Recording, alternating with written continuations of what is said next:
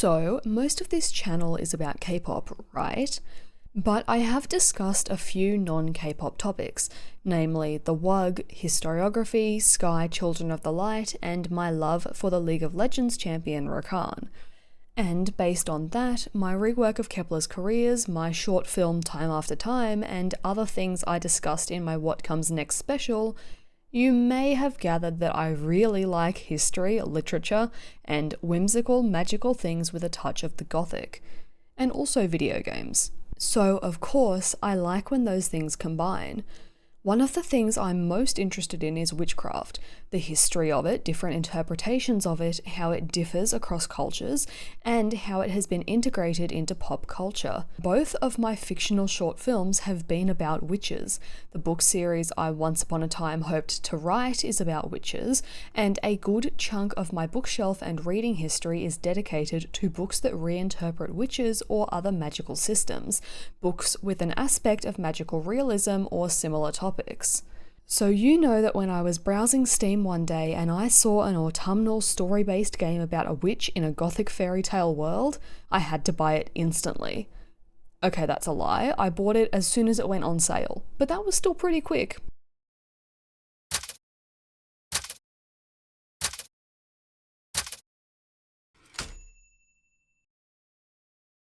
And I really enjoyed it. Wytchwood, although it has divisive gameplay, was the perfect game for me, and I don't think it gets as much recognition as it deserves, hence this video. In this video, I'll discuss the development history of the game and answer the question, what is Wytchwood? Then I'll run you through the game itself, its story, gameplay, and references. Then I'll discuss the various reasons I liked it and wanted to talk about it, and then I'll take a look at the positives of the game and praise of it versus the criticisms of it. At the end, hopefully you'll be interested in playing the game, or at the very least will appreciate the artistic vision it brings to the table. I'll give a trigger warning for this video for gothic fairy tale themes. If you know anything about fairy tales, you know they can get dark, and Wytchwood, although it doesn't go into anything in extreme depth, does reference darker themes, including corporate abuse of workers, sexual harassment, death and murder, medical abuse and malpractice, and more. So step warily if any of those things are sensitive subjects for you, especially in Section 2. And obviously there are spoilers for the game, especially in Section 2, so you've been warned. And with that, let's get into it. First, discussing, what is Wytchwood?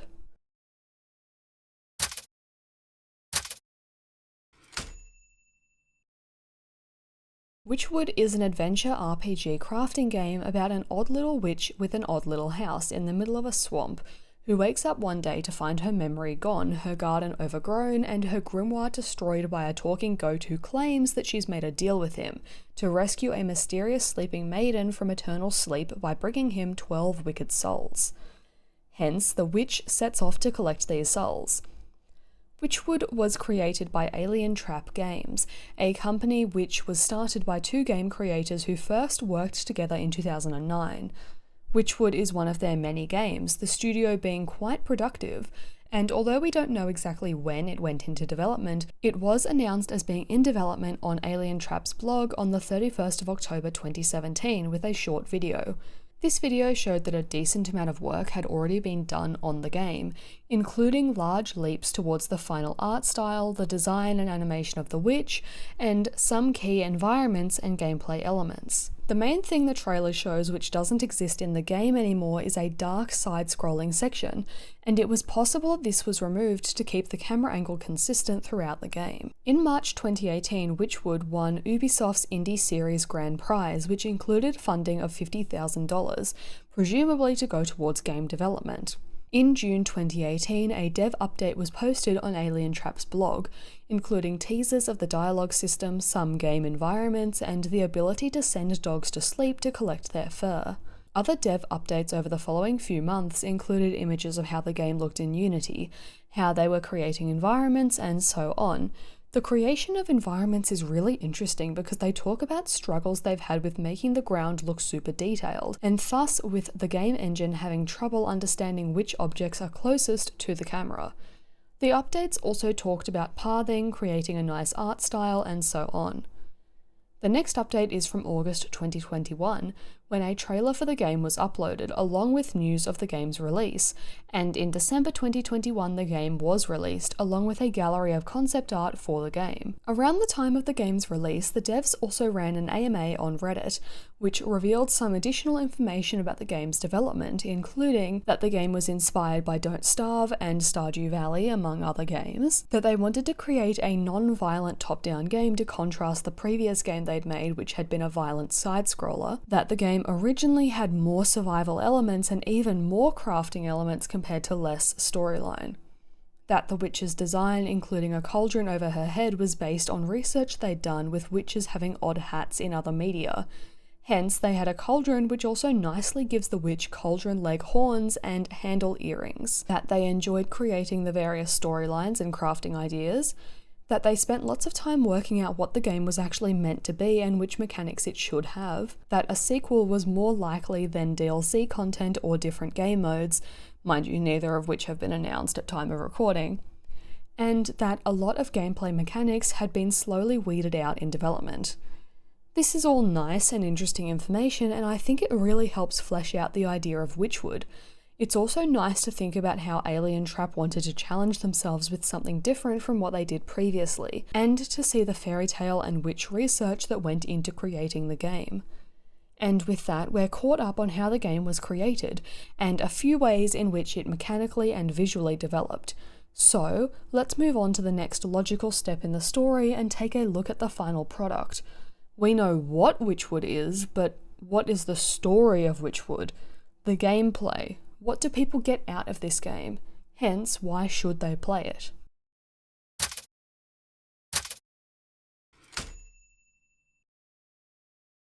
When Wytchwood begins, you wake up as this odd little witch in this odd little house in the middle of some odd little woods. Your house is a mess and your grimoire has been absolutely destroyed. The page is eaten by this mysterious and annoying talking goat who's invaded your home. It tells you that the two of you have made a pact of some description, but you have literally no memories. So to figure out what the pact was, you need to find ingredients to reveal the pact, as it was written on these stones outside your house. The journey takes you into the forest, where you begin to learn the basic crafting mechanics of the game. By pressing G to use your witch's eye, you can reveal interactable items and NPCs in the surrounding area. This occasionally gives some extra details about the item, and more importantly reveals spells and crafting related to them. For instance, if you hover over a squirrel or a bird, you'll remember how to make a snap trap, which you can then place on the ground, and which will lure in the bird or squirrel and kill them, turning them into products you can use, like feathers and meat. But how do you make a trap? It's pretty straightforward. You run around and collect little items just lying in the forest, in this case impi nuts and wickerwork. Wickerwork itself being made up of reedy twine and twigs. This simple example already showcases the mechanics of the game. Walk around, add items to your inventory, and then layers on layers of crafting. Crafting is as simple as the press of a button. It's finding the ingredients that leads you on different adventures. When exploring the forest, you run into this woodsman who gives you a hatchet, this ragamuffin who gives you a net, and this man at the well who gives you a trowel. You also run into this oblivious birdwatcher who is desperately searching for the indigo-tufted forest lark, which just happens to be sitting on top of her head and poops on her hat. Once you've collected the ingredients to open what turns out to be a tomb in your garden, you and the goat enter and find a beautiful sleeping maiden. The goat informs you that you brought the maiden to it and begged it to save her life. So the goat kindly agreed and put her into this eternal sleep until you find the 12 wicked souls who wronged her in her lifetime and bring them to it. You, of course, have no memories and have no clue who the woman is or who the souls are. But, as the goat reminds you, the pact is binding regardless of your lack of memory. It then sends you to sleep, and when you wake up, there it is, sitting in your garden, gleefully awaiting the 12 wicked souls. Hence, you have to set off to find the 12 wicked souls with the hope of remembering your spells and recipes, and who the beautiful sleeping maiden is along the way. The goat gives you some not very helpful clues. 2 souls are in the forest, 1 is in the swamp to the north, and a 4th soul is in the fields to the south. The only real way to find them is by, well, looking for them, on foot and by word of mouth, the old-fashioned way. You can find these 4 souls in any order, and you can find out specific details about each one by talking to NPCs who appear on the map and give you hints. Once you learn about each soul, a new chapter will begin and a new quest will appear in your journal, which is very helpful. The journal tells you pretty much exactly what you need to do, where you need to go, and the items you need to collect to complete each soul's quest. Wytchwood isn't a hard game. By following the journal's prompts, it's quite simple. The joy and dramatic fantasy comes from collecting ingredients and crafting, and from unraveling the story. In my opinion, there was no greater joy playing this game than seeing all of the fun references in it, and collecting ingredients as I walked so I could eventually craft entire massive chains of items without even worrying about where to get the ingredients from, because I already just had them on me. As I said, you can collect these souls in any order and you can complete multiple simultaneously, although it obviously makes sense both narratively and practically to do one at a time. So I'll walk you through the story of each of these souls in the order I completed them during my first playthrough. First, the leech in the swamp. In the swamp, you come across a blind old woman who tells you she's also signed a dark contract with the goat, before it became a goat. She'd been involved in necromancy and sacrifices and now wanted to settle down in the forest with her husband. Said husband is apparently clumsy and had twisted his ankle, and had gone to the sick house to get treated, but hasn't come back in days. The old woman is so distraught she even considers signing another contract with the goat, but you, the witch, tell her not to, and thus you go looking for her husband. Journeying to the sick house in the west, you come across this nurse who refuses you entry on the grounds that you're not vaccinated, and there's a plague that has been killing huge swaths of people, to the point they can't even bury them all. During this conversation, you find out that the leech is the much acclaimed doctor who runs the sick house. Well, in order to get in, you have to create for yourself the vaccine the nurse prescribes, which is made up of bug ichor extract, lazy grass, and toxic thistle powder. That sounds very healthy. Anyway, once you've found these ingredients, the nurse creates the vaccine and fails to vaccinate you, since you aren't a real person and thus have, as she says, unusual physiology. You vaccinate yourself and enter the sick house, where you see the leech tending to the various patients. The leech seems obsessed with healing people, even people who are already healthy, and is unable to identify the patient, the witch's husband. So you're forced to ask each of the patients in turn to see if you can get a description of him. After giving descriptions of his appearance to the leech, she remembers him and tells you he caught the plague and died. Brilliant. So you have to walk all the way back to the old lady in the swamp and tell her her husband died, at which point the woman, oddly, exclaims, "What a nuisance," and requests you to use the circle of power to the west to... Well, it's a bit unclear, but you journey to the circle and take a look, and then have to find various ingredients to activate the circle. As part of this, you need to collect a death certificate from the leech, who of course isn't keen to give it to you, but agrees to give it to you if you collect ingredients for her special serum. Once all of the offerings have been placed in the circle, you find out it finally requires his body. Hence, you have to search the whole swamp and check every single one of the bodies which has been dumped there by the nurse to find out which one is the right one. You run into a frog king at this point who tells you he knows where the man is but won't say without a gift. You feed him a treat which causes him to burp horribly and find the husband's corpse, which presumably came out of the frog. Bringing the corpse back to the circle of power, the circle reanimates the husband and creates, well, a zombie husband. The zombie husband tells you that the leech killed him by giving him the plague, and that we should check her office for proof she's been giving patients the plague and draining their blood. Then he returns to his wife and you set off for the leech's sick house. In the leech's office, you find a hollow book full of vials and vials of patients' blood, and the witch remarks that salt would be just the thing to get the leech. Hence, you pour some spirit salts into one of her vials. The leech later drinks this vial and thus turns into a small little dried worm, which contains her soul. Well, that's 1 soul down, 11 to go, and you have a clue for where the next 3 are. Moving back to the forest, you find a weeping maiden by the lake, who tearfully tells you about the love of her life, who pledged to meet her by the lake but didn't show up at the allotted time. She is convinced something must have happened to keep him away from her since they're destined to be together and he'd never leave of his own will.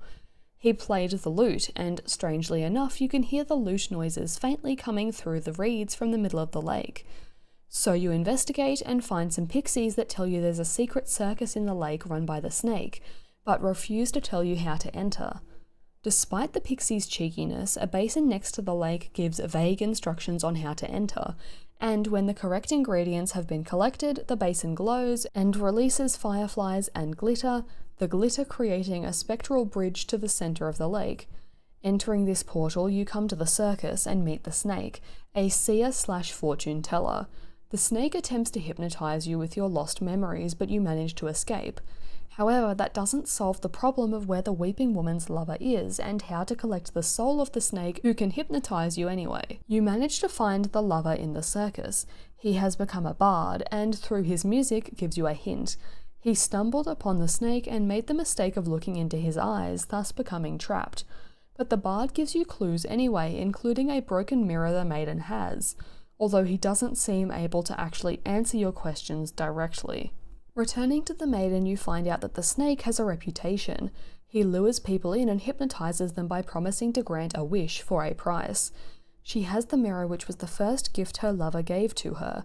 However, it fell and cracked one day and is missing some shards, so you have to find them.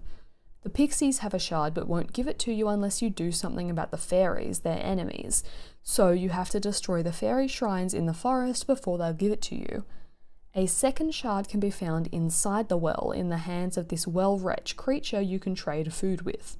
The last shard is in the swamp, where these stick totems guard it, and you have to craft something equally as shiny for them to play with. Once you have the 3 shards, you return them to the weeping maiden, and she slots them into the mirror, making it whole again. It shows her lover's face, and he begs for help while also berating her. You see, the bard had made a deal with the snake because he actually wasn't a very good musician, and had planned to use the mirror to protect himself, but the maiden had dropped it and it had cracked, so he was imprisoned. This causes a spat between the two, and the maiden gives the mirror to you, insisting she doesn't want to see the bard anymore. Taking the mirror back to the carnival, you can shine it in the snake's face, and the snake will be caught by his own hypnosis and spiral down into the mirror, which cracks again and now contains the soul of the snake. Alright, next on our list, the bear. In the forest you can find this quartermaster who has been sent by the bear, his master, to collect provisions, and most of all, honey. But on his way back from buying honey, he ran into disaster when a deer startled his mule, who ran the cart off the road, resulting in every barrel being smashed.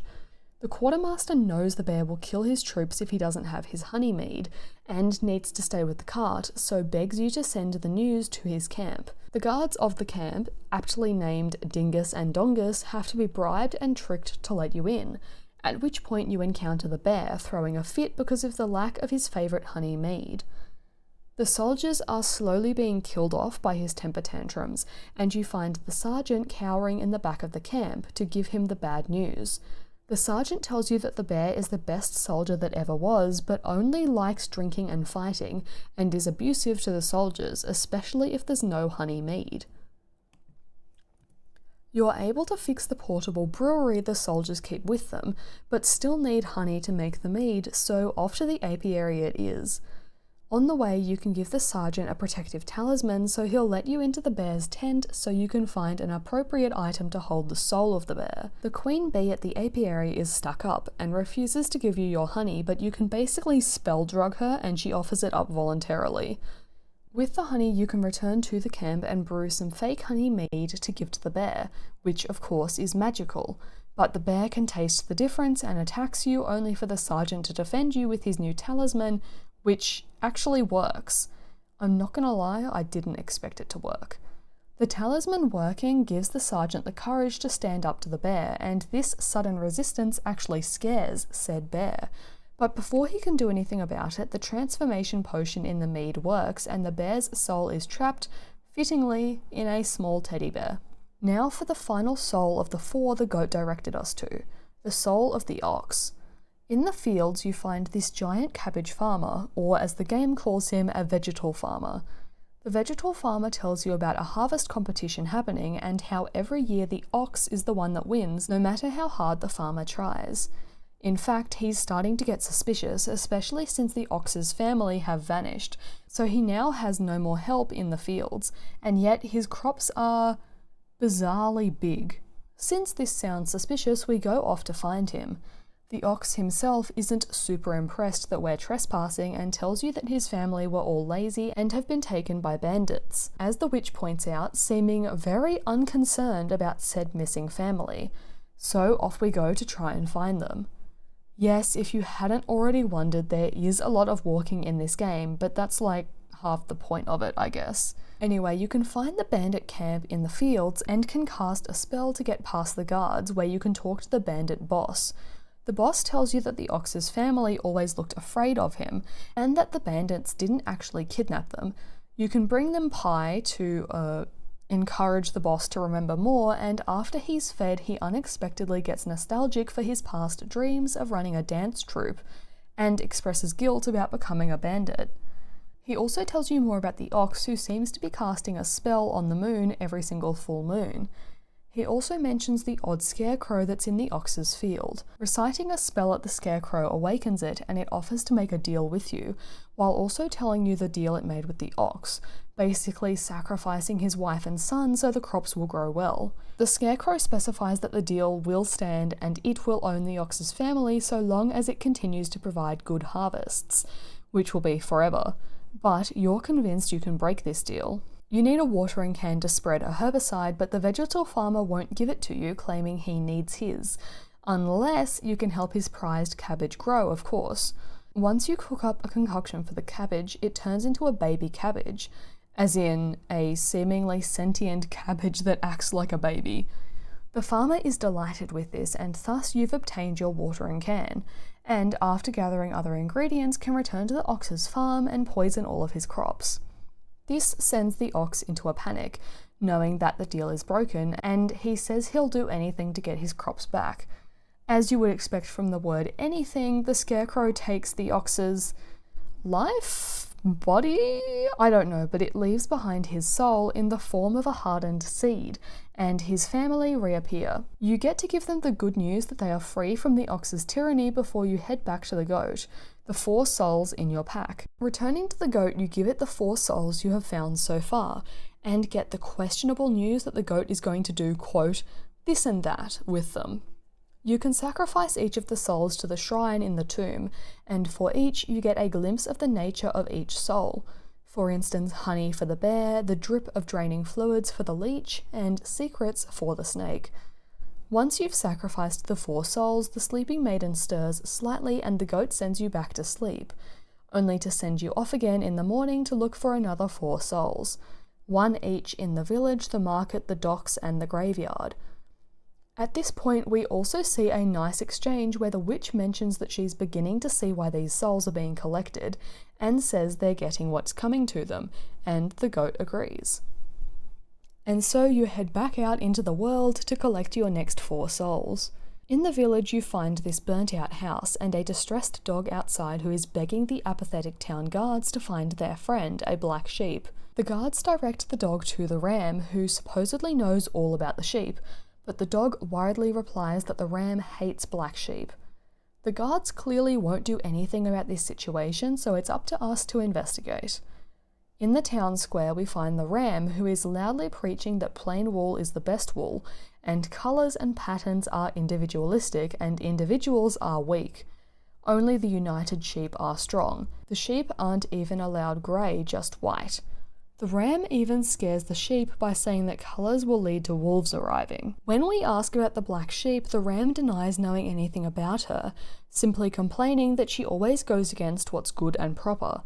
But the witch finds a sooty trail, and following it gives you clues about the black sheep's flight and struggle, before leading to a gargoyle.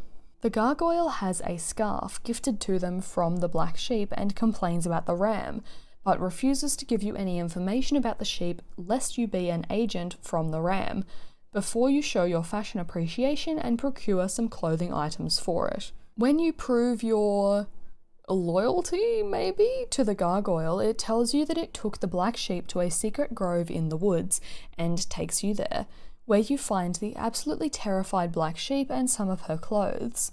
The black sheep tells you all about her belief that it's okay to be different, and that the Rams group came and burnt down her workshop and broke her spinning wheel. Fixing the spinning wheel is a relatively easy task, and once that's done, you convince the black sheep to help you create a special gift for the ram.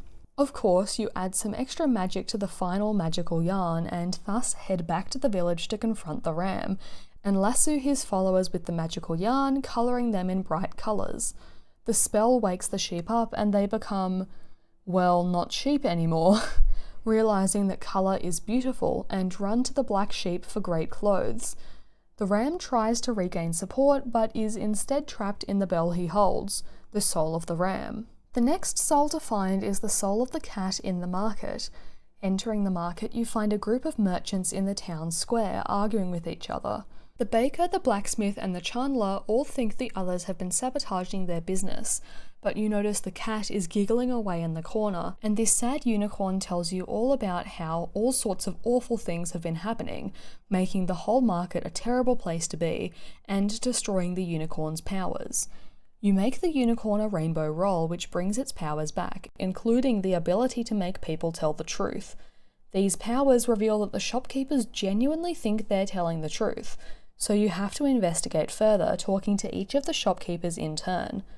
They don't see any reason to believe that anyone who isn't the other shopkeepers is sabotaging them, so you have to find evidence, the cat's confession. Clues in each of their shops lead you to investigate Pier 3 at the docks, the gallows in the village, and the old hanging tree in the graveyard. Each of these investigations turns up a confession from the cat. Clearly, the cat is so gleeful about her nefarious activities that she feels the need to gloat about it on paper and then poorly dispose of said confessions. Taking these papers to the shopkeepers makes them understandably upset. When you return to the unicorn to tell it about this, the cat appears and gloats, but the unicorn is too slow to catch her with its horn. So you make a cat lure which attracts and distracts the cat so the unicorn can shoot her. This has an odd effect. The horn dispels lies, but the cat was only lies, so the magic completely destroys her, leaving only her soul inside her boots. Next, the rat in the graveyard. When you enter the graveyard, you find this gravekeeper who tells you the graveyard isn't safe right now, and something is making the spirits act strangely, and there's howls coming from the mansion to the north. Investigating the mansion reveals it's haunted by a banshee, and you bring this information to the gravekeeper to see if he can offer insight, considering banshees are only created if a soul has been seriously wronged.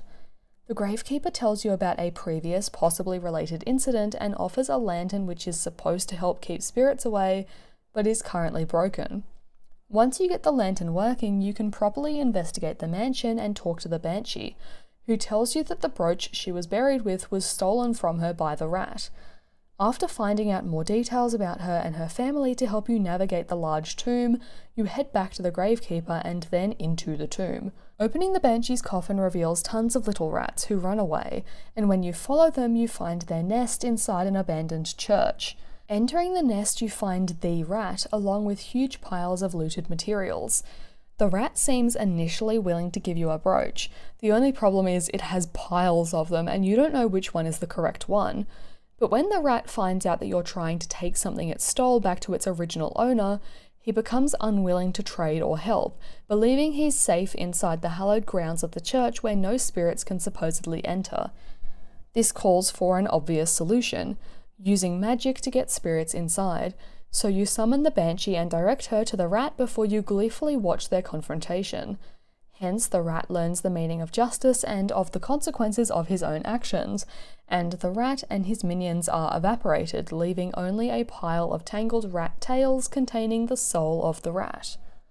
Now for the final soul in this collection of 4, as you go to the docks and find this child who begs you for seashells. Her father is the captain of one big ship and hasn't come out of the ship since it arrived back. So she went to investigate and the guards told her she could only come in with seashells. But for some reason everyone else in the docks wants seashells too, so she can't get any. Hence, you investigate the boat and find out that the captain wants seashells for some unknown reason. When you bring the required toll of seashells, you're let on the boat, where you find the fish, obsessed with seashells, who is blowing every single shell, but doesn't seem to be able to find the one he wants. The fish tells you that his predecessor, the girl's father, went overboard and wasn't able to be saved. He gives you a sand dollar in exchange for the shells you brought him, but none of them are the right one either. You return to tell the girl the sad news about her father, but she's convinced her father can't be dead, and it turns out that the fish used to be his first mate and is clearly looking for the conch shell. She tells you a story about how a sailor fell overboard during a storm and was rescued by a mermaid, and they fell in love, but were unable to be together, so she gave him the conch shell, and whenever it's blown, she knows her love is there and is thinking of her. So clearly the fish thinks he'll be able to get the conch and make the mermaid fall in love with him. The girl is convinced you can save the day if you get to the conch before the fish does. So off you go, unlocking the lighthouse where the conch is supposedly kept. You find it in there and blow it over the ocean, causing a mermaid to appear and thank you for the nostalgia of reminding her of her now long-dead lover. She tells you she knows about the man who fell overboard and that he was taken by a serpent, so would be alive in the lagoon where the serpent lives. Okay, so off to the lagoon where you find the serpent. Said serpent has been made sick by all of the pollution in the ocean. Presumably to get on his good side, you offer to heal him, but he doesn't trust you until you're able to show you're a friend of nature, by proving your trivia knowledge, I guess, finding out which creature is on top of the well in the forest, which watches over the graveyard, and which is on top of the fountain in the market. Once you prove yourself with this information, you can enter the serpent's mouth and investigate his belly, where you find the captain still alive, and realize that the fire he's created for himself is what is causing the serpent's illness. When you tell the captain about the fish, he expresses his anger, and tells you about how the fish committed mutiny after finding out about the conch. He's desperate to get back to his daughter, but doesn't know how to get out of the serpent's stomach, so you put together a concoction to make the serpent cough and vomit you out, and you both land back on the docks, having conveniently destroyed the fish's ship on your way in. One of the sailors tells you that the captain has gone down with his ship, and thus you find the fish's hat, the object holding his soul. After this, you reunite the captain and his daughter, which is very nice. With these 4 souls, it's time to get back to the goat and sacrifice more souls to the altar, causing the maiden to stir again. And the goat, again, sends you to sleep for the night. In the morning, as expected, the goat gives you the locations of the final 4 souls. 1 each are in the village, the market, and the fields, places we've already been, and the last is in a new location, the mountain to the north. So, off again. First you go to the market where you find this beggar and give him a coin. He says he doesn't remember much after having left the hog's farm, but has left a few items there, so asks you to find them for him. Ironically enough, the first place you need to look is where the largest and oldest of the 3 hogs is. The big pig runs the butchers. The oldest pig refuses to give you a work slip for the farm, but she says she'll sort you out if you bring her some special ingredients she's been unable to get for her sausages. When you give them to her, she grumpily gives you the slip, and off you head to the farm, where you meet the second pig, the tall pig, who reluctantly gives you work on the farm, where they farm pigs. You can also find some decrepit-looking workers fighting over something while you search for the beggar's belongings. In this case, they're fighting over the beggar's shoes, showing that the farm life is treating them brilliantly, of course. Once you give his items to the beggar turns into a ghost and turns out to be dead. He was actually thrown into the feed trough in the farm, since the pig sisters thought he was useless and the starving pigs ate him, so you promise to avenge him. This plan starts at the village cooking pit, where you throw in a pig-shaped effigy. The effigy requires something belonging to each of the 3 pigs. At the farm, you talk to the small pig, who you find abusing the workers, and trade one of your own creations for the small pig's whip. Then you trade with the tall pig for her beating stick, and with the eldest pig for her whetstone. Once the 3 items are added, the effigy swells to a massive size, and once you light it using a cinder box, the farm workers arrive, drawn by the smell, and the ghost tells them about what happened to him. The workers tell him that the 3 Hog sisters had complained about being too hot a few moments ago, and then had run off into the woods. The workers descend upon the effigy and you find a piece of gristle in the ashes, containing the souls of the 3 sisters. Next, the stag on the mountain. Coming up the mountain you run into this sweet buck who thinks you're a prankster, and who has come to collect berries for the coronation of his brother, which is today. His brother is the eldest, so he's the one who gets crowned. The witch protests about how the buck clearly wishes for higher things but has been pushed off to freeze and collect berries by his obviously arrogant brother. You help him collect the berries, at which point he comments that his brother always stays at court and never comes outside to admire the beauty of the mountains. The buck then invites you to the castle, and after a little debacle with the guard at the entrance, you enter the castle grounds and explore, coming across the stag, who is lofty and demanding, requiring everything to be absolutely perfect and to be handed ultimate respect and obedience despite never even lifting a finger himself or deserving said respect. The nobles don't seem to like him, but they bow down regardless. The stag also comments that his brother is shirking his royal duties and agrees with the plan of the nobles to basically get rid of him after the coronation. He also wants them to make sure they get rid of a statue in the hedge maze, which of course you have to investigate. The statue is broken, conveniently stating that the stag is the rightful ruler of the land, but you're not convinced, so you talk to the nobles, finding out they're not super happy with the stag. You also find out that part of the statue's plaque is under a tree in the hedge maze, part is behind one of the wooden benches, and part is in the southeast corner of the maze. Finding these 3 pieces poorly hidden by the nobles reveals that the statue originally foretold a story of 2 brothers, the buck and the stag, with only one destined to be the true ruler of the kingdom. Said ruler would be selected by the touch of a true crystal flower. You find the buck happily gardening and ask him about the flowers, and he tells you they only grow at the top of the mountain, and also reflect the heart of the wearer, but that it's too dangerous to go up. Thus, he's hesitant to go, even though he thinks a flower would be a great gift for his brother, but you offer to help him and he happily agrees. Hence, you both trek up the mountain, bypassing some mountain trappers who you turn into snowmen, and you come to a massive cliff. The buck was hoping that an eruption would create a path you could climb up, but no eruption seems imminent, so you have to force one by stopping up all of the mini geysers with mountain goats. Interesting. Hence creating a pressure buildup that forces the top of the mountain to explode. This creates a series of icicles which you and the buck can climb up to get to the peak, at which point you run into a bunch of snowkin, basically spirits that guard the mountain, which the buck has been told stories about and is deathly afraid of. You can collect their hearts to create a pile of snow that leads you to the peak of the mountain, and to the cliff which hides the crystal cave.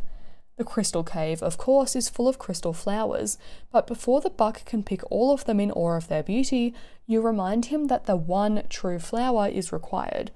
He selects one and you cut it for him. At this point, a group of nobles and the stag arrive, and the stag is enraged that the buck has picked the flower. The buck, however, has no clue what is going on and insists that he picked the flower for his brother. But the stag knows the truth, that only the true king can pick the flowers. To prove that he is the true king, he goes to pick a flower and is turned to crystal. Hence, the buck and the nobles realize that the buck is the true king, and the nobles express their dislike of the stag and their willingness to try something new with the buck. Among all of this, you pick up a shard of crystal which contains the soul of the stag. On next to the wolf in the village. In the village you find a cowering kid with a rifle who claims he's a huntsman, and a real man, but has been kicked out of the tavern for being too young. He's determined to prove himself though by hunting and killing the wolf, who has been hunting maidens left and right and is currently inside the tavern. Entering said tavern, you find the wolf hitting on a frightened barmaid in red, who is doing her best to politely discourage him, but of course he ignores this. You intervene and the barmaid slips away to the wolf's anger. You may be a grouchy old woman, but you have a sense of justice, so you see if you can do anything to help the barmaid. You ask the barman, but even though he doesn't like the wolf, he refuses to help you since the wolf brings in business and is trouble, aka he's scared of him. He says he's just trying to make it through the night in one piece. You find the barmaid at the back who tells you she was ready to smash a tray over the wolf's nose if she needed to, but was worried that would get her in trouble with her boss. You tell her about the huntsman, saying you might be able to lure the wolf out towards him, but the barmaid refuses to act as bait. Hence, you need to create a puppet which looks just enough like the barmaid to act as a distraction. The barmaid's cloak gives the puppet her smell, and the various ingredients you used gave it a kind of sense of life, which means you can control it from afar, and it works just well enough to fool and lure in the wolf. The wolf, thinking the puppet is the barmaid, invites it to his house that evening before leaving, and the barmaid thanks you, but you didn't hear a gunshot from the huntsman, so you investigate. Said huntsman was too scared of the massive wolf to actually shoot him, and let him get away, scared that he himself would be harmed. You know that silver is very effective against wolves, so create a silver bullet for him, before you both head to the dark wood where the wolf lives. The plan is that you will use the puppet to lure the wolf to the huntsman, and then he has one shot to kill the beast, but of course you don't have tons of faith in him. While both of you wonder where the wolf's house is, you find an owl who is hooting at you, and using basically an owl translation dictionary, you find out that the owl is giving you a cryptic message, which actually doesn't make sense, but which is instead a series of directions, telling you to go west twice, north twice, east, south, east, and north again. If you follow these directions, you arrive at the wolf's house and can deploy the puppet to lure him in. The puppet needs to run away from the wolf, and you need to be very careful and keep yourself in the light, which the wolf doesn't like, to not get caught. But once you're back in the clearing and the wolf catches up, the huntsman finally gets himself together and shoots the wolf, killing him.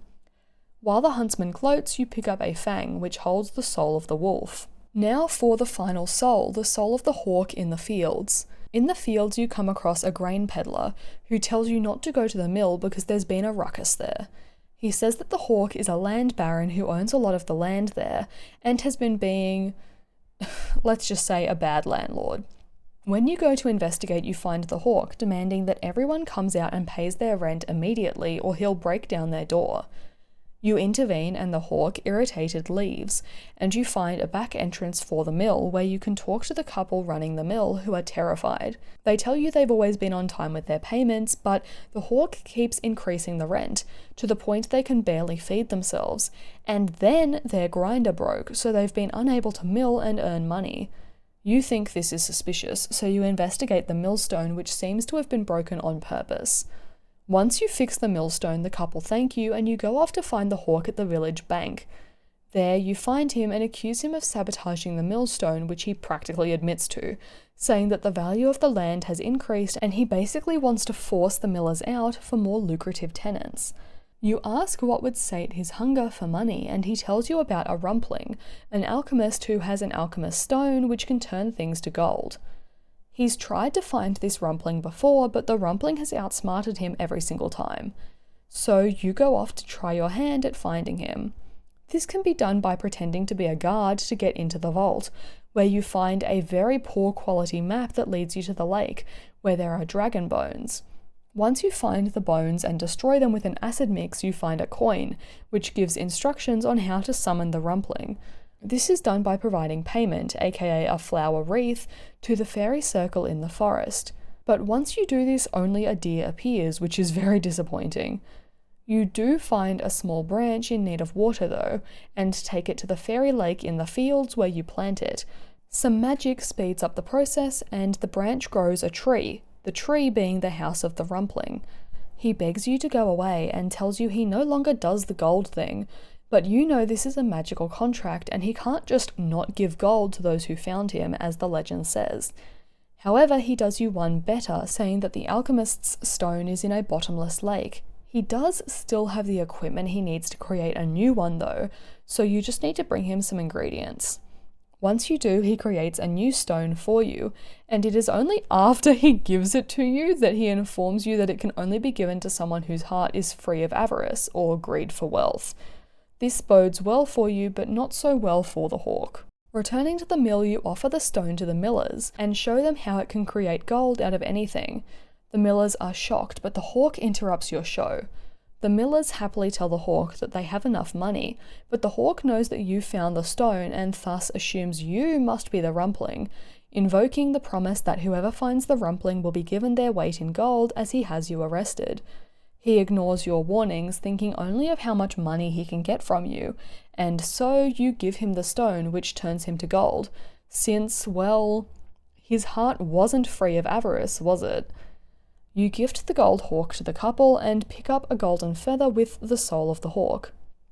Having collected the last 4 souls, you return to the goat in the tomb and sacrifice these 4 souls. Once you've done so, the souls dissolve and the goat declares that the contract is fulfilled. You demand it gives your memories back, but it tells you that, well, you never really had any to begin with. This is, of course, confusing. You just don't remember, right? The witch just woke up with no memory. And the goat agrees to this, saying waking up and seeing the goat is a suitable first memory. You ask about the soul of the maiden who you apparently asked the goat to save, and the goat, of course, changes its tune, saying, "Oh, what I meant to say is that she came to me. She asked me to save her own soul, but it's so very easy to get confused. You, her... Really? What's the difference?" The woman came to the goat and asked to be saved from goodness knows what, and the goat agreed to trade her soul for the 12 wicked ones, but as the goat says, it couldn't just let her run off collecting them herself. Hence, she, quote, snipped off a piece of herself to create you, the witch, to do the task for her. Now that the contract is fulfilled, well, your purpose is too. The goat advertises its services if you ever need them in the future and disappears in an explosion of light. Suddenly, you feel tired and heavy. As you move towards the coffin with the woman, your legs snap like twigs, because, well, they are twigs, and your head falls off and clangs on the floor because, well, it's literally just a cauldron.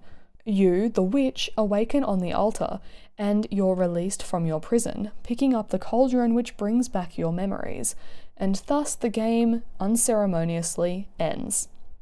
And yeah, that's the story of Wytchwood. I hope you found that interesting and didn't find my storytelling too boring.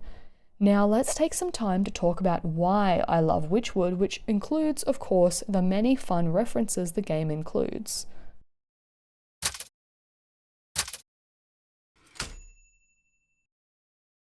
Now, as I took you through the story of the game, or as you hopefully played the game before hearing me spoil the whole plot, you may have had a similar thought to a thought that I had when I was first playing it.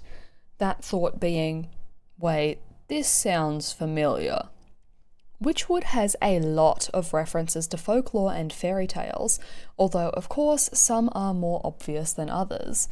And the fact that the game has these fairy tale references and also integrates them into the story and world makes the whole world itself seem very familiar, even if you can't quite place which fairy tale inspired which quests.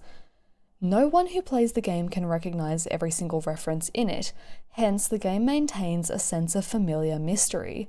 This, oddly enough, makes it seem even more magical.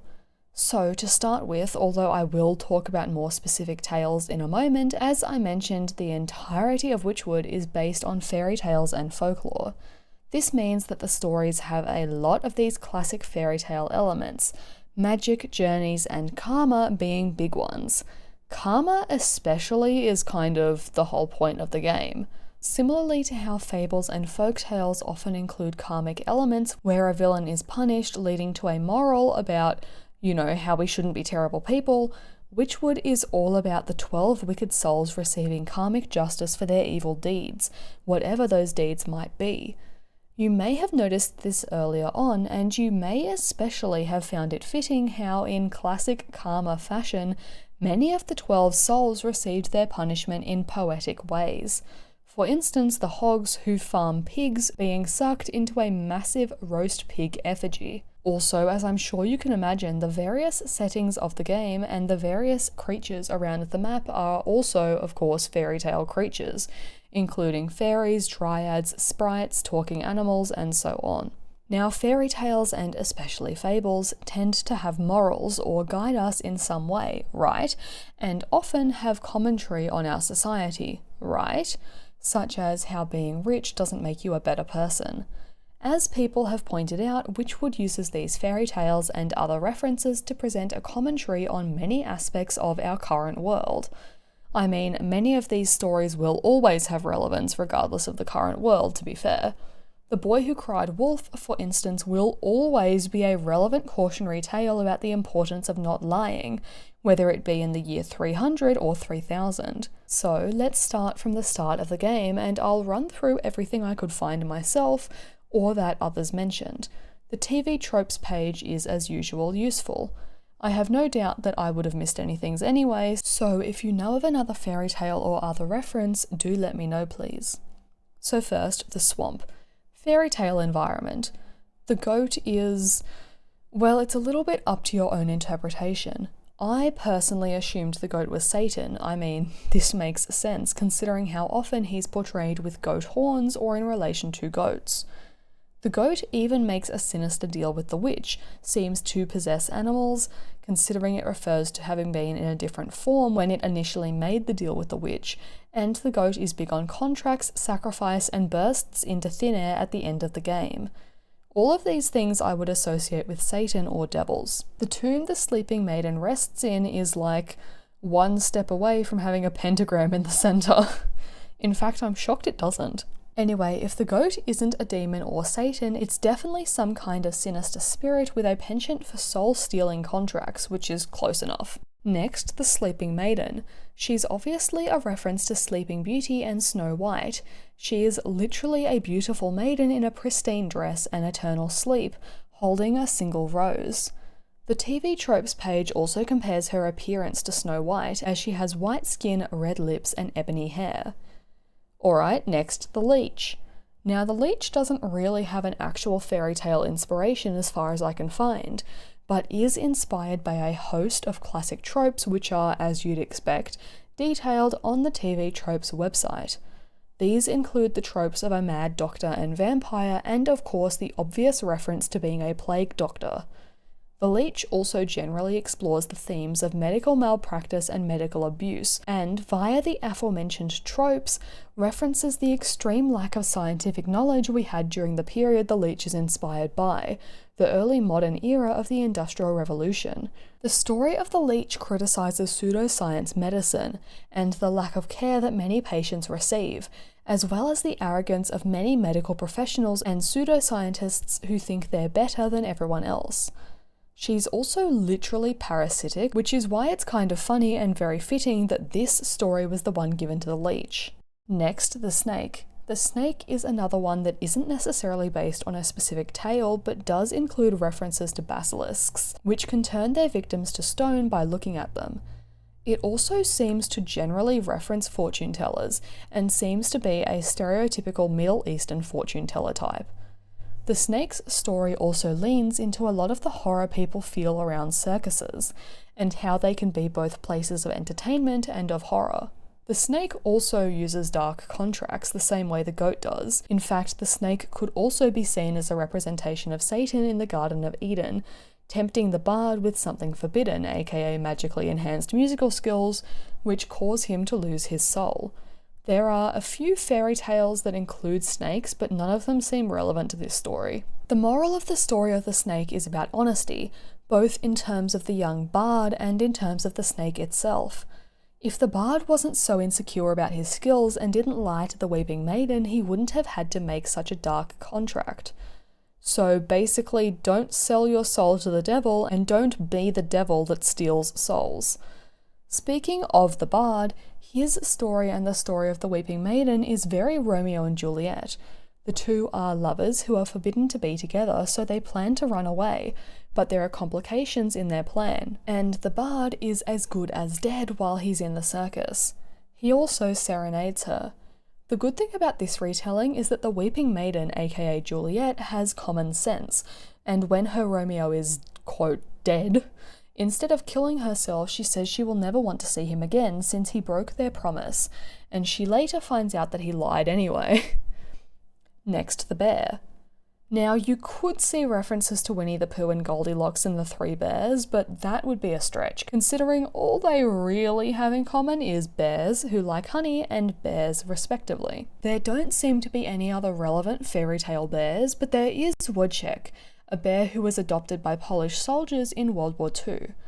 I don't believe he ever went into battle, as in he didn't fight and kill people, but he did help transport ammunition and other goods, and was apparently good-natured, very unlike the bear in Wytchwood. Said bear is a commentary on corporate and military hierarchies.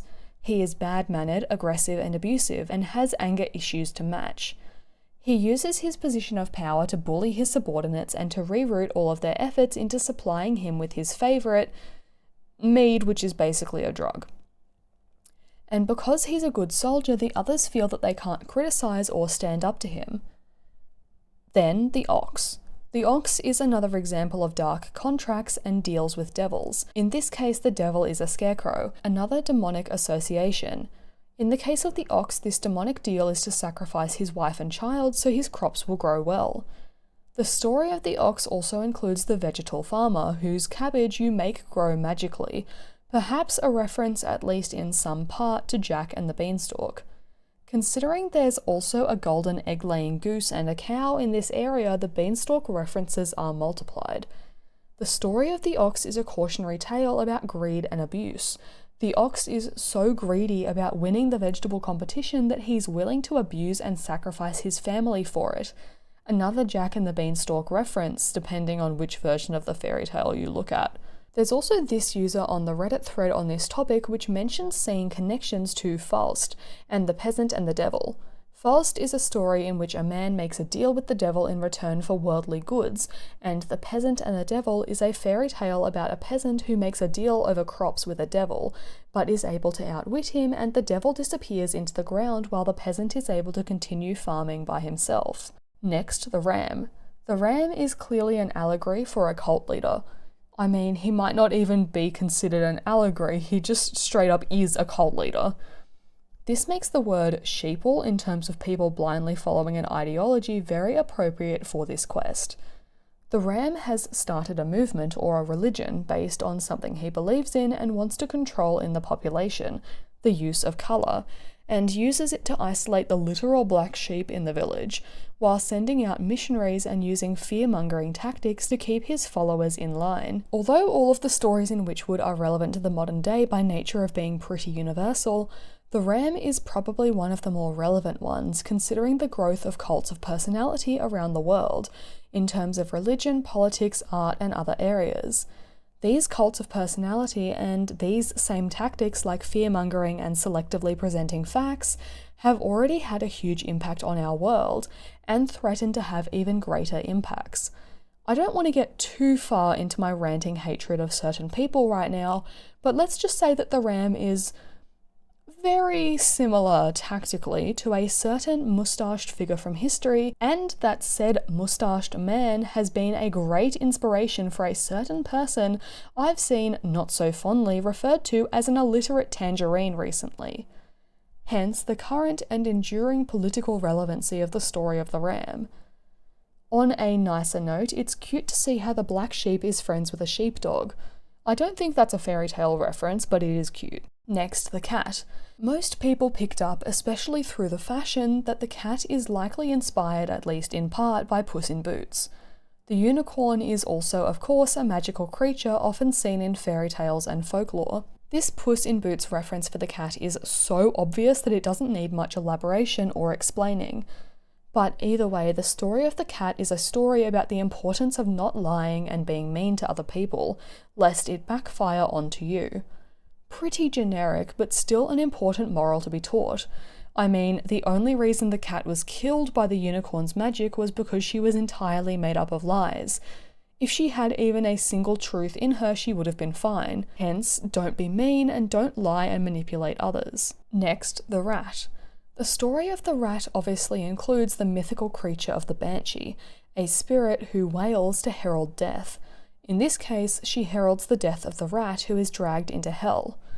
The rat itself doesn't seem to be particularly inspired by any fairy tale, but rats are of course associated with the plague, and the rat is a literal church rat, a thief taking from the church, or in this case everyone, including the church and those in the tomb. You might also consider this a Pied Piper reference, although I don't know who the Piper is. The witch? The banshee? The rat is also associated with being devious. For instance, the rat in the Chinese zodiac is the first animal, i.e. the animal to win the race that decided the zodiac order. But the rat isn't first because it won the race, it's first because it climbed onto the ox to get across the river and only jumped off right at the end to win. That cheater. I also feel like I saw something somewhere about rat priests who hoard gold, but I don't know if that's just a Mandela effect. Either way, the story of the rat is obviously about not being a thief and not being greedy. Sure, I could elaborate, but I don't think I need to. Next, the fish. People in the Reddit thread pointed out how the fish seems to have lots of inspirations from various media, such as the docs being full of Lovecraftian references and possible references to Peter Pan. There's also Little Mermaid references. For instance, the girl whose father has gone missing has red hair, and the story of the mermaid and the conch is basically a retelling of The Little Mermaid, where a mermaid saves a sailor from drowning and they fall in love, but can't be together because one is from land and one is from the sea. There's also a Leviathan, the giant creature you find the sailor inside, which also acts as a reference to both Pinocchio and the story of Jonah in the Bible, who were both swallowed by whales/fish and lived inside them. And there are no doubt plenty of pirate references. Oh, by the way, when I'm talking about Pinocchio, it's not Pinocchio who got stuck inside the fish, it was his father/creator, but, hopefully you get my point. You could also argue that the mystical world you enter with the conch is a reference to Atlantis, but that could be stretching it. The quest also reminded me of the fairy tale of the fisherman and the fish, but I think that's just because it was the singular fish fairy tale I was aware of. It doesn't actually seem to have any thematic relevance. The story of the fish is another cautionary tale about greed, and how greed can lead to one's downfall. Have you noticed a common theme here? Also, via the fish starting a mutiny to overthrow the captain, it becomes a story about the dangers of excessive corporate hierarchy greed, and about backstabbing people who are nice to you in hopes of a higher position. The Leviathan also talks about all of the pollution in the ocean making it sick, so this quest has an environmentalist message as well. You also get to help stop a child from becoming an orphan, so that's nice, I guess. As we progress through the game, the references seem to get more and more obvious, so the final four are naturally the most obvious in my opinion. First of these four we have the hogs, which are... place your guesses in the comments. They're the three little pigs. First, there's three of them and they're pigs, but if that wasn't enough for you, they also have the materials associated with them. The first has a straw whip, the second has a stick, and the third has a brick. You also talk to them in this order when trading with them. This user on Reddit also mentioned potential similarities to Animal Farm, as in pretending that animals are all equal but not actually enforcing that. But I haven't read Animal Farm, so I'm not certain. Regardless, the pigs are examples of hypocritical and abusive bosses. Perhaps hypocritical isn't the right word, but considering they're pigs who cut up and sell pig meat, I feel like it does a good enough job of describing them. Regardless, the pigs are the corporate overlords who couldn't care less for their workers, and who expect the impossible for them while lazing around themselves. They also delight in violence for seemingly no reason, and try to cover up their health and safety failings. Next, the stag. The story of the stag most obviously references the general tropes of evil or otherwise arrogant princes, for instance the prince in Beauty and the Beast, and also of the elder sibling being evil and the younger one being good, a common trope that both the TV Tropes page and the Reddit thread point out. Speaking of Beauty and the Beast, the main item of this quest is a magical flower. Oh, also there's the whole prophecy about the true ruler, which isn't a Beauty and the Beast thing but is a general fantasy and fairy tale thing. Reddit users additionally suggested Snow White, the Snow Queen, and King Arthur as being inspirations. And sure, I can see these, especially with King Arthur being the chosen ruler who took the sword from the stone the same way the buck took the right flower in the crystal cave. Also, this almost certainly isn't a reference, but every time I see the buck gardening away, I'm reminded of Rake from Jane and the Dragon. The Reddit thread also suggested the Baratheon family from Game of Thrones. I haven't seen that scene realised on TV, so I wouldn't be able to tell you whether the aesthetics are the same, but I have read the book and I was definitely reminded of the Baratheon brothers when I played this segment of the game. Although how much of that comes down to the beauty of the buck and the fact that the Baratheon standard is a stag, I don't know. As you'd expect from the elder-younger sibling storyline, the story of the stag is about the importance of being kind and humble, and of not trying to change your own destiny, and also not assuming that just because someone's older they're better. I don't know if that one about trying to change your own destiny is necessarily a good message or not, but regardless, the stag is mean, arrogant, and narcissistic in comparison to his younger brother, who is kind, humble, and selfless. Because of this, no one likes the stag, and because of his selfishness and need for the throne, he tries to change his own destiny when his younger brother is in fact not only the rightful ruler, but also more liked and likable. So, be like the buck. Next, the wolf. The wolf is an obvious take on Red Riding Hood and also leans into the myth of werewolves being killed with silver bullets, although whether the wolf is an actual wolf or a werewolf isn't elaborated on. This segment also has a huntsman, them being present in various fairy tales and reinterpretations of fairy tales, and has a wise talking owl. The story of the wolf also obviously comments on the harassment, sexual assault, and murder of women, as the wolf is implied to be a serial rapist and murderer who has taken several women to his house in the woods. Although Wytchwood doesn't go into detail about this, it does show how uncomfortable he makes both the barmaid and the witch, and how insanely creepy he is in general. I mean, I haven't talked about his dialogue in this, but like, just go and watch a Let's Play and see his dialogue and it's just so like, ugh. It also shows how he's unable to take no for an answer and how proud he is of his everything. The story also comments on the inaction of society to protect women, as the bartender ignores the wolf's behaviour despite knowing it's wrong, and as the huntsman fails to confront the wolf on multiple occasions. This is probably one of the heavier stories in the game and is also one of the more relevant and important ones. Finally, the story of the hawk. The hawk references several stories, including Rumpelstiltskin, poorly disguised as the Rumpling, and the Philosopher's Stone, which turns anything it touches to gold. Someone on the Reddit thread also mentioned the story of King Midas, which definitely comes in at the end. In addition to these stories, the story of the hawk clearly references greedy and predatory landlords who will increase rent without good reason and without care for their tenants. He's also reminiscent of a greedy developer, saying he's hiking up the rent to try and force the millers out because he doesn't think they make him enough money. The moral of the story of the hawk is pretty clear: don't be greedy for money. The hawk's greed directly leads to his poor treatment and harassment of the millers, his other tenants, and the Rumpling who he tries to chase down, and in the end it's also what kills him, since the Philosopher's Stone will turn anyone to gold who doesn't have pure intentions or a lack of greed.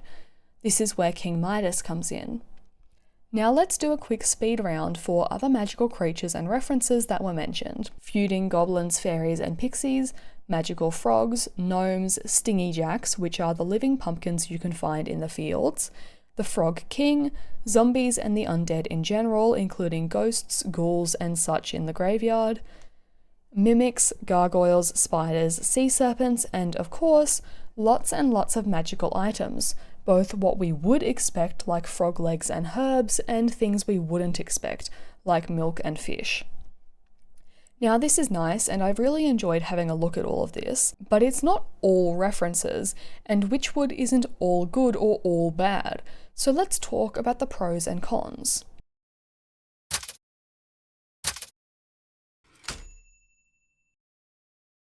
Let's start with the pros first.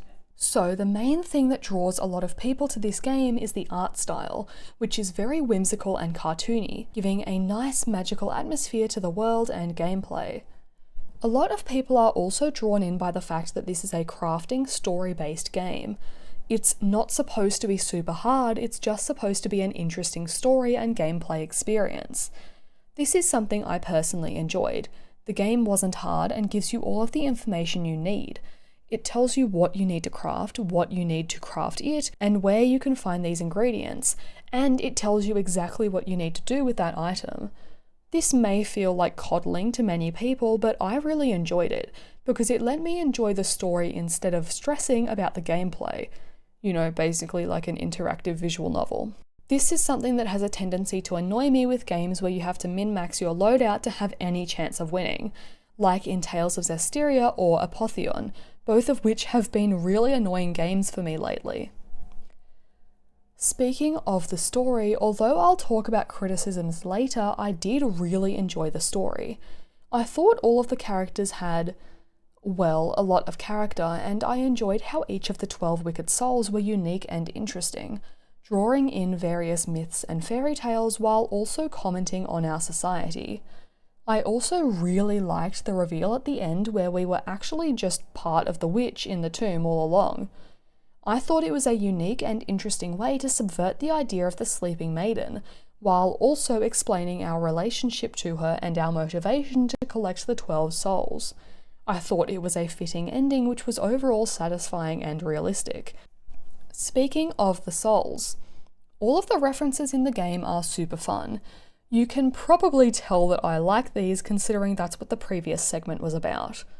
I also love how the game uses these references but subverts many of them, or otherwise adds unique and interesting details to recontextualize them. For instance, the hogs are the 3 little pigs, but instead of being the victims in the story, they're the villains, and farm pigs themselves. The mermaid, basically the Little Mermaid, isn't stereotypically attractive like in the Disney film. Instead, she's plump, tattooed, older, and more experienced, not whimsically drawn by true love to give up her tail. There's many more of these examples, the various witches that aren't classical representations of a witch, the Puss in Boots cat being evil, not good, the wolf not just being a human eater but a sexual predator, Rumpelstiltskin not being obsessed with gold, and so on. These subversions of well-known fairy tales make the game more enjoyable and interesting, and help reinforce its social commentary. I would say the big highlight for me is the player character Witch, who wants nothing but her memories back, but who has a powerful sense of justice, which leads her to help those she finds along the way, even if they don't seem initially affected by the 12 souls. Something a lot of people fell in love with in this game is the snarky dialogue and nature of the witch, which is always a plus in a story-based game. Overall, I thought the game was fun, unique, and cathartic, and I enjoyed it a lot, although I think it has literally zero replayability value. Looking at the Steam reviews, a lot of people who enjoyed the game talked about the art style, the fun dialogue, art and story, the music, and the design of the main character. Reviews also mentioned the ending of the game which they liked, and one player declares the game is 70% collecting ingredients and 30% quests, which is the, quote, perfect ratio for players who like collecting things for absolutely no reason, but maybe I'm gonna need it later, so why not? This is a sentiment that is shared by many reviews, that it really scratches that itch of needing to collect everything, while also not being too long so you don't get bored of that gameplay loop. Alright, so I've talked about a bunch of reasons I and others like this game. Interestingly enough, many of the reasons I like this game are reasons other people don't like it, so let's talk about the downsides. Most of these I can definitely see as potential issues with the game, but they just weren't big enough issues for me to ruin my own experience. So first, everything positive has negatives, which people have brought up. For instance, the game being easy. This turned off a lot of people who are looking for something both pretty and challenging. Those people just need to go and play Hollow Knight. Second, the fact that the game tells you exactly what you need to do. Like I said, to some people it feels like coddling. Next, the story. Although I and many others enjoyed the story and found the ending enjoyable, many others also felt it was shallow, basic, and that the ending is foreshadowed so little that it's kind of a worthless reveal. And I think all of these are fair points. The story is, like I said, very much like a fairy tale or fable, so it can get a bit repetitive on the don't be a terrible person message. I mean, there's only so many ways that people are evil in fairy tales, and most of that is greed of some description. I also agree with comments that said the ending wasn't well foreshadowed. I mean, there were potentially the barest of hints. The goat being purposely vague about your relationship with the sleeping maiden, which wouldn't make sense if it was just, you being her mum or something. The fact that the witch is so instantly ready to enact revenge on the souls, the witch having no memories at all, and the fact that the witch is literally made out of a cauldron. But like I said, these are the barest of hints. I enjoyed the game enough that the ending could get away with this, but I could see how it could ruin other people's enjoyment. In a similar vein, I also understand and somewhat agree with another complaint, that the story is pretty vague in how the 12 wicked souls wronged the sleeping maiden. This is a point of curiosity in the game, since the goat mentions that these are the 12 souls that wronged the maiden during her lifetime, and it implies that one of them may have led to her being so close to death that she made the deal with the goat to begin with. But the goat itself doesn't know the details of how she was wronged, and since the souls never find out who you are and the maiden only wakes up right at the end of the game, we never find out. You could assume that the souls just wronged her in the same way they wronged everyone else. For instance, the hawk charging her insane rent, the hogs bullying her, and the wolf creeping on her. But some players understandably wanted more concrete details. There's this Reddit post which complains about the ending being a bit anticlimactic, especially since the whole game we've been wanting to know the witch's memories and we just never find out what they are. There is this comment which suggests that perhaps the sleeping maiden is the reason the 12 souls became wicked to begin with, potentially helping them in a way which led them to becoming selfish and nasty. There's also another comment which says they expected an intricate plot where all 12 were involved in her demise, like Murder on the Orient Express style, which is something I kind of expected too. But I enjoyed the game enough that I was able to overlook what was, to me, personally, a minor plot hole. I was more invested in finding out who the maiden was than how the 12 wronged the witch. Other comments under this thread also talked about how disappointed they were that the snarky witch they'd grown to love was just kind of discarded at the end of the game, which is another fair complaint. I personally didn't have an issue with this. I thought it was very poetic that despite being such a reluctant hero and being so snarky in general, the witch, whose intentions were selfish, did many selfless things and helped many people, and in the end wasn't even a real person and theoretically didn't even have a soul to begin with. I don't know, I thought that was interesting. Like a commentary on whether your intentions need to be real or good to do good things, and something souls something. I also assumed that all of the witch's memories went back into the sleeping maiden when she awoke, and that the maiden had a similar personality to the witch, so I didn't feel like the witch's dismantling was a death so much as becoming whole again. But again, I can see how this was an issue for others. Now, the single biggest issue people have with this game is the gameplay loop. Although some people really like collecting everything, others just like going straight from A to B, and the game definitely isn't good for those latter people, as seen by many comments and several Reddit posts complaining about how grindy the game is, and how sometimes you have to travel large distances to get a single ingredient for a single recipe. Even more than the story, this is the thing that turns people off. This and the lack of a combat system. I don't know how much I can say about the gameplay complaints. It's as simple as the game being grindy, and you have to backtrack and walk around a lot. Many people have just called it a fetch quest simulator, which it literally is. The entire game is just fetch quests, which is great if you like fetch quests, but obviously not so great if you don't like them. The majority of negative reviews on Steam refer to the grinding as being a big issue, and the stacks on stacks on stacks of layers of crafting, which can get frustrating. Other reviews mention the lack of mystery and investigation you feel by literally being told what to do. Now, many people have pointed out the solution to this: just pick things up as you go. I, for instance, picked up literally anything lying directly in my path when walking around, and when I had to collect resources from creatures, I would always collect 1 or 2 extra.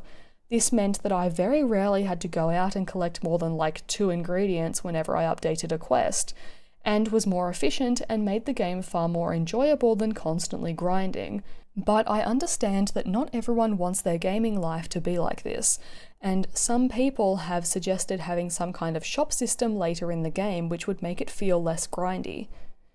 There's also one interesting review from December 2024 which mentions a game-breaking bug, but I've literally never seen anyone else complain about bugs, so I don't know what that's about. Speaking of unique reviews, there's one Reddit post that mentions how the player's wife was surprised when the player used a snap trap on a blue bird. As the player mentions, the snap trap has a loud and visceral snap, which eviscerates the bird and leaves behind only meat and feathers. So it's understandable why they and their wife would be surprised or even horrified about something so violent in such a cute-looking game. But to many, that's the charm of the game. A magical art style which has a kind of sinister, evil element underneath. So yeah, Wytchwood definitely isn't for everyone. Whether you like or dislike the game seems to have less to do with the story and more to do with whether you like collecting resources and running around or not. For people who liked the gameplay, like me, the lacking elements of the story could be forgiven, but for those who don't like the gameplay, the story, length, and other aspects of the game are just nails in the coffin. So keep that in mind if you've been potentially influenced to buy the game by this video. And with that, I've discussed all I want to discuss about Wytchwood. Let's wrap up the video.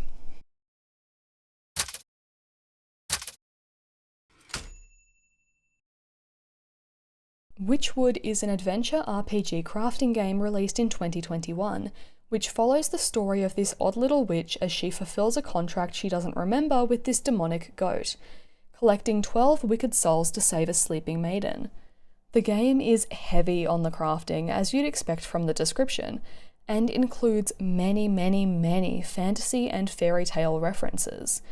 It uses these to provide commentary on various aspects of our society, and to present a series of stories about karma and the dangers of greed and selfishness. I personally really enjoyed Wytchwood, the gameplay, the story, the soundtrack and art, and so on. Hence why I wanted to make this video. But I also find it interesting how divisive the game is, because the exact things that make people like me love it are the things that have made many other people hate it. At the end of the day, it's up to you to decide whether this is the kind of game you'd be interested in. The gameplay certainly isn't the kind I thought I'd be interested in, but I guess the art style and dialogue spurred me on. And with that, we reach the end of the video. Thanks for watching, I hope you learned something, and I'll see you in the next episode.